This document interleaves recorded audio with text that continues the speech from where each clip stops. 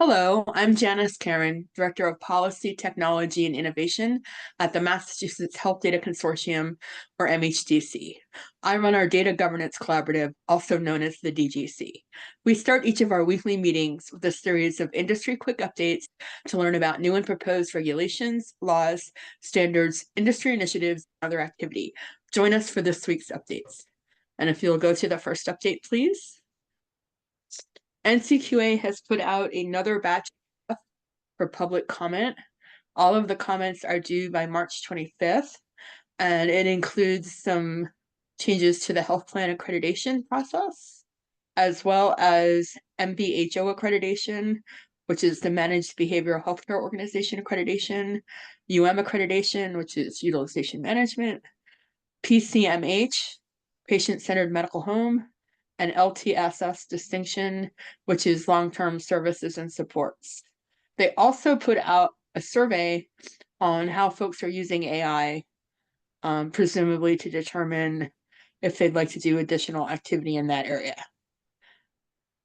So we have not had a chance to look at these in detail yet. They just got notified about them yesterday afternoon. But if you'd like to take a look, you can find more information at the link on the slide. Anyone have any initial thoughts or questions or comments? Janice, are any of these areas new for NCQA or are they continuations of existing programs? What's the balance? They appear to be other than potentially whatever they're going to do with artificial intelligence. They did appear to be updates to existing programs.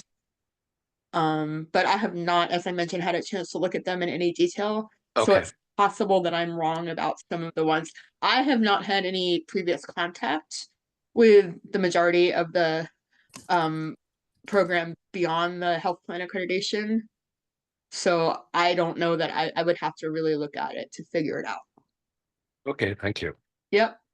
Any other thoughts or questions or comments there? All right, then let's move on to the next update. There is a new executive order on price transparency that was put out on February 25th. It continues the trend, the bipartisan trend of really pushing for better price transparency for patients. And what it asks for and indicates is that the government should continue to promote universal access to clear, accurate healthcare prices, try to improve all of the existing price transparency requirements, increase enforcement of price transparency, and identify opportunities for additional ways to perform price transparency activities. The EO itself does seem somewhat focused on the hospital and payer programs rather than the No Surprises Act, but it is not necessarily specific, and it's not clear that it won't have impacts on No Surprises as well. So it requires some action within 90 days. And one of the things that it calls out is the use of actual prices and not estimates. That again is sort of steering a little bit away from the No Surprises stuff, which are clearly up. But also one of the things that really caught my attention that I think is a really good thing is regulatory proposals or guidance on standardized price information to make it easier to compare from one plan to another or one hospital to another. CMS did do an update, I want to say about a year, it might be slightly longer ago now, where they added some improvement to the standardization of the format, but that was more on the actual formatting than the content as much. So that would be a welcome addition if they're able to provide more standardization on across how specific plans do this or specific hospitals to have better comparison. And then also are looking for much better enforcement. So you can look at the EO at the link on the slide. Any thoughts, comments, questions there?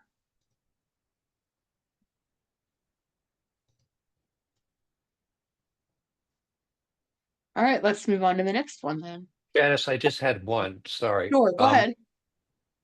This executive order is is really more is it more tilted toward the provider community or the health plan community or both? It really is both. Um, it definitely talks about both. It does seem to be I mean, I think we'll see where it lines up. I'm, in terms of what it actually comes from the executive order. But the executive order itself, I would say, is aimed at both constituencies. Thank you. No problem. Anyone have anything else? All right, then let's go on to this one. This one is interesting. So HHS put a notice in the Federal Register on Monday, rescinding a policy they adopted back in 1971 that requires public comment for basically more or less everything they do. There are very few places where there are still restrictions. But what they've done is they've rescinded the public comment requirement for rules related to public property, loans, grants, benefits, or contracts. The general executive branch requirements don't require public comments for these types of actions. HHS had put in a specific to HHH policy saying that they were going to offer it for these things, and they have been since 1971.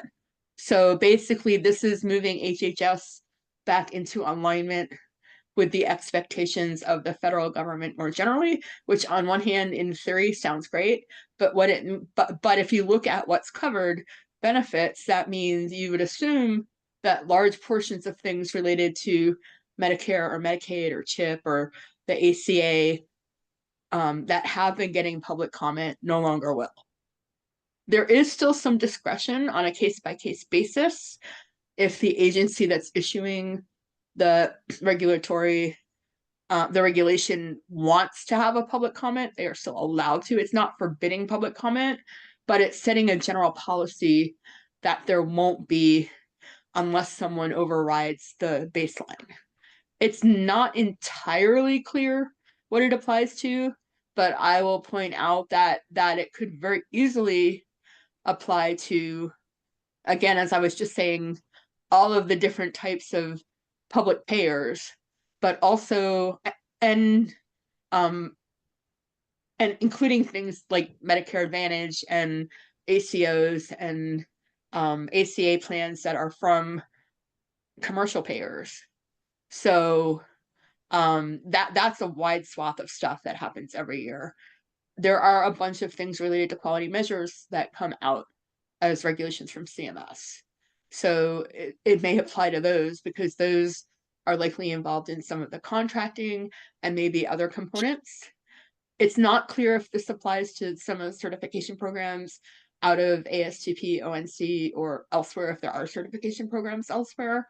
And it's not clear about things like guidance or data sets or other things that are often opened up to public comment. So it's not yet clear how wide-reaching this new policy is, but it's very clearly a drawback from getting public feedback on what HHS is doing. You can find the notice of the policy statement in the Federal Register at the link provided. I can try to answer any questions or comments, but I don't know a ton more than I've already said. But feel free to ask. Yeah, this is David. And, I read the brief public announcement around this.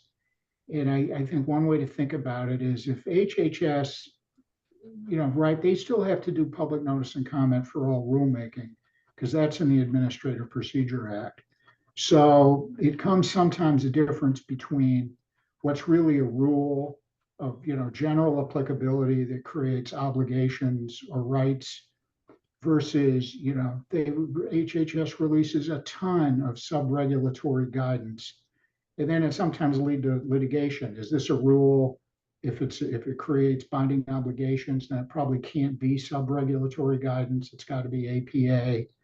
And of course, the APA was at the center of the Supreme Court's case, undoing the Chevron doctrine. So It's, an area with a lot of complexity. I think for benefits, I don't think if there's a regulation saying mandated benefits under the Affordable Care Act, I think those are still going to have to go through notice and comment if they want to change those. But, you look at disposition of property, loans and grants under various programs, other kinds of contracts that the agencies do, those probably don't qualify as regulations other than process rules like procurement rules. So they can change a lot of things like what they want to contract for, what are going to be the term of grants, and they don't have to go through notice and comment. One of the concerns that now is that certain people will get advance notice and get to comment and other folks won't because there's no general requirement to say publish something in the Federal Register. So, but is this a huge thing? Probably is an inside baseball thing for certain programs. Yes. Generally speaking, most of the government, functions under the APA, and you get the NPRMs and you have to comment on that. If the government does something that is a rule and doesn't go through notice and comment, that can lead to a claim under the Administrative Procedure Act. So, that will probably lead to some litigation down the road. Well, Dave, that's really interesting because they actually cited the Administrative Procedures Act in the notice.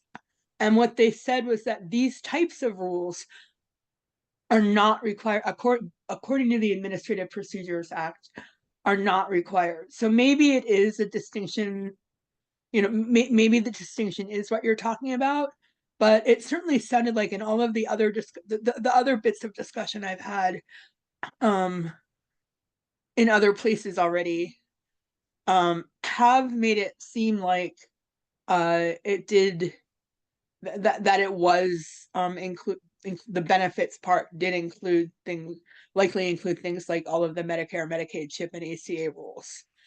Yeah, I think that may be a bridge too far legally.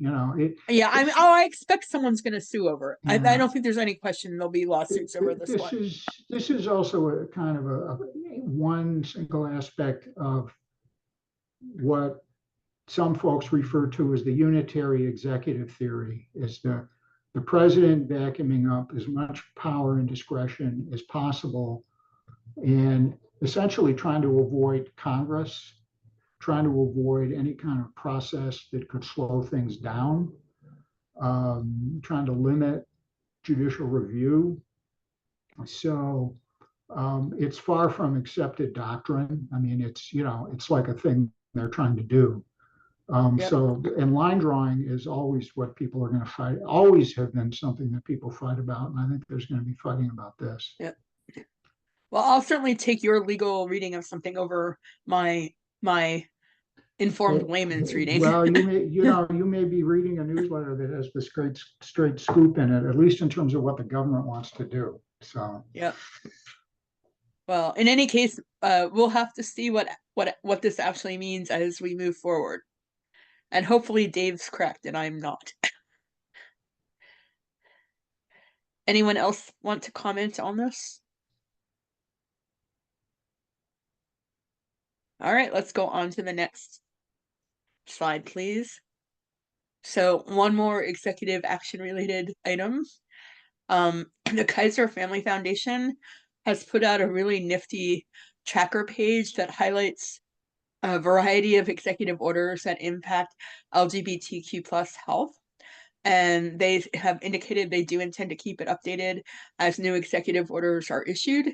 And what they've basically done is they list an EO on the left side with sort of a implications section on the right. So there's like an EO with a description and some basics. And then they provide some notes about what's affected and, and then also list off the current court challenges and their status. So if you're interested in that topic, you can find more information and you can find the tracker on at the link on the slide. And I definitely recommend it if you are interested in this topic. Any questions, comments, thoughts there? All right, maybe we'll do this for some other topics as well, because they really did do a very good job with this one. All right, let's go to the next slide. And I believe, yep, pause there for a second. I hope you learned a lot from our quick updates. If you're interested in finding out more about the DGC and its other activities, email me at dgc@myhealthdata.org. That email address is also on your screen.